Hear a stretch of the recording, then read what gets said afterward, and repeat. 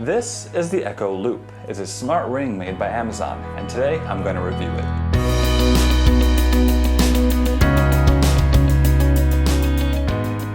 Hey folks, welcome back to Tech and More Tech. I'm Carlo, and today we're looking at Amazon's invite-only smart ring. As always, if you want a more detailed written review, head on over to techandmoretech.com or check the link in the description just below that like button. A little background first though. The original Echo was launched in 2014 and was the first smart speaker on the market. Alexa was brand new and voice AIs were still pretty much limited to the phones, not the people using them all that much anyways. It took a while to get the ball rolling, but a few years later and the Echo lineup has several different designs and form factors, and the smart speaker is now a staple of the modern home. Google launched their own lineup of smart speakers shortly thereafter, and Apple even gave it a shot with the HomePod to a much lesser success. So where does something like a smart ring fit into all of this? Amazon essentially wants to expand Alexa outside of your home. Siri is on all iPhones and Google Assistant is on all Android phones, but Amazon doesn't have a mobile OS or a smartphone in which Alexa is integrated into. Now of course Amazon can't have that. Google Home smart speakers are steadily taking away market share from Alexa devices. Google Home is roughly on par in terms of device compatibility, and Google Assistant and Google services are basically part of billions of people's daily lives. So if you're Amazon, what do? You do everything you can to make sure that Alexa is available everywhere, and that begins by taking it outside of the house. The Echo Loop is one of 3 new devices that Amazon has created to bring Alexa outside of the home, the other 2 being the Echo Buds and the Echo Frames. The idea behind the Echo Loop is that you wear it when you're outside of the house, and because it's on your finger, you don't have to pull out your phone to access Alexa. So let's take a look at the ring itself. It is a large black titanium ring that comes in 4 different sizes, has a microphone at the top and the bottom, alongside a speaker and a button next to it as well. When you apply to purchase one, they send you a box with 4 different dummy units of different sizes, so you can determine which one is most comfortable for you. Once you figure out which one is best fit for you, you select that size and they send you the real one a couple days later.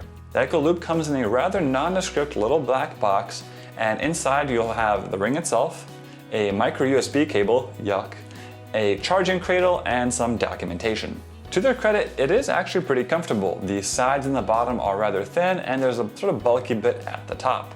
I admittedly know nothing about fashion or jewelry, but I don't think this is winning any design awards anytime soon. But it's also not supposed to, that's not the point of it. The point of it is to bring Alexa outside of the home. So how does it fare in that regard? Right off the bat, it kind of encounters a conundrum. Because of the small size, it has a small battery, and because of this, it can't have an always-on microphone, meaning you don't say Alexa to invoke it. Instead, you press the little button with your thumb. Now, the reason this is of note is that by bringing Alexa outside of the home, they've kind of gotten rid of Alexa altogether. At no point while having an Echo Loop do you ever say the word Alexa. And you might be thinking, well, what does it matter? You're still using their services. It matters because you are no longer getting that sort of brand recognition burned into your skull.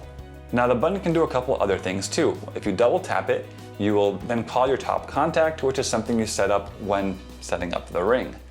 You can also tap it once to accept an incoming call, and you can hold it down to reject an incoming call.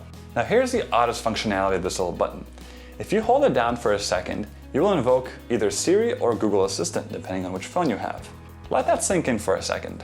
In a device that is designed to keep Alexa on hand, you don't have to use Alexa at all. The performance of the ring itself is perfectly adequate and kind of what you would expect.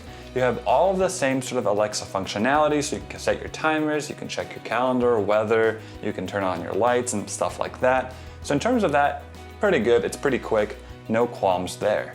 If you have Bluetooth headphones connected, it will then actually send all of the audio to the headphones, which is really nice because the speaker on this thing is hilariously quiet.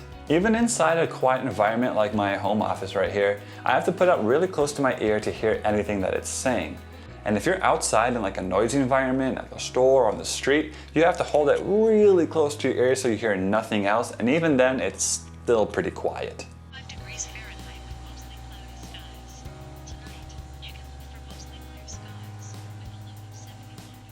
On one hand, this is really nice for the sake of privacy, so everyone doesn't have to hear your business. Like if you have an Apple Watch and Siri's talking out, it's pretty loud and you might not want to do it in a public place. But it does get a little bit tiresome having to hold your hand up to your ear like this so you can hear what your smart ring is saying. This is of course because it is a ring, it is very small, and it also has a very small battery. Amazon claims that this will have all-day battery life, and I found this to be true if you use it sparingly. If you only set up a couple different reminders throughout the day and maybe check the weather once or twice, it'll probably be fine. But if you're a voice AI power user and you rely on your voice AI to kind of do everything for you, this will last maybe a couple hours at best. So all of this brings us to the golden question. Should you buy this? Well, firstly, you can't. Like I mentioned in the very beginning, this is invite only. And while anyone can apply for that invite, it took me almost a year to get mine. At $130, this would be a decent price if this was a finished product, but it very clearly isn't. This is very clearly Amazon just throwing stuff on the wall and seeing what sticks. And the Echo Loop, it's not very sticky. As always, thank you so much for watching. My question for you guys is, what voice AI do you use outside of the house? Siri, Google Assistant, Alexa? I'd love to know. If you liked the video, be sure to hit that like and subscribe button for plenty more content to come. Until next time, see ya.